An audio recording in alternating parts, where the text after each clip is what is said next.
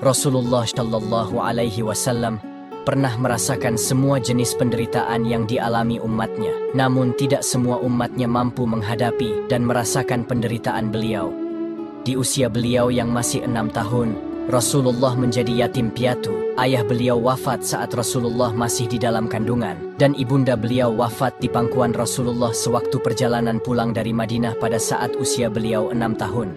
Rasulullah memiliki 7 orang anak, dan ke-6 anaknya meninggal pada saat beliau masih hidup. Rasulullah mengalami masa sedih setelah pamannya yang selalu melindungi dakwah beliau wafat. Tak selang lama istri tercintanya, Sayyidah Khadijah, juga wafat.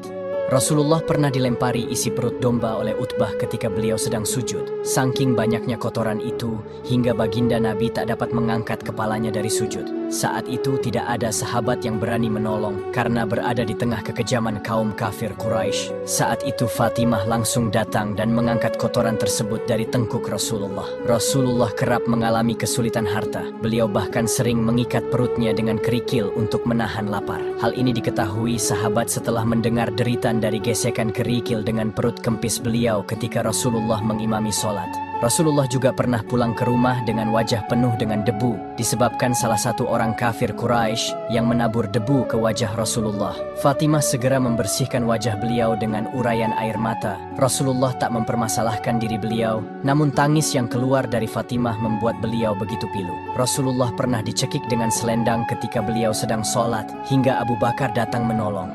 Rasulullah pernah diserang dan dikejar oleh orang-orang Taif. Di sepanjang jalan tak henti-hentinya mereka memaki dan melempari Rasulullah dengan berbagai benda yang mereka temukan, hingga kaki beliau terluka dan berdarah-darah. Seberat apapun masalah yang kalian hadapi, Rasulullah sudah pernah merasakannya. Bahkan beliau pernah berkata, "Jika kalian bersedih dan menderita, ingatlah penderitaanku."